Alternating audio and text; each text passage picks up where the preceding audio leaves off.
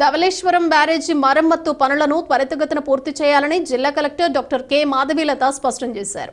గురువారం ఉదయం ధవళేశ్వరం బ్యారేజీపై 2 కోట్ల రూపాయల ప్రతిపాదనలతో జరుగుతున్న పనులను కలెక్టర్ నిశితంగా పరిశీలించారు.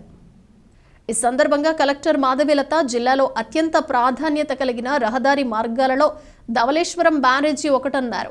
ఇటీవల మరమ్మతుల కోసం ప్రభుత్వం కేటాయించిన 2 కోట్ల నిధులతో పనులు చేపట్టడం జరిగిందని, ఈ పనులు నాణ్యత కలిగి త్వరితగతిన పూర్తి చేసేలా ఇరిగేషన్ అధికారులు పర్యవేక్షణ చేపట్టాలని ఆదేశించారు.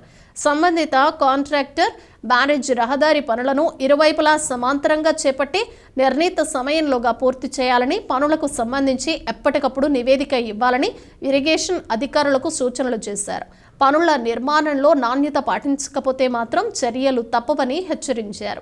జనవరి నెలాఖరు నాటికి పూర్తి స్థాయిలో ట్రాఫిక్కి ఈ మార్గం అందుబాటులోకి రావాలని పేర్కొన్నారు.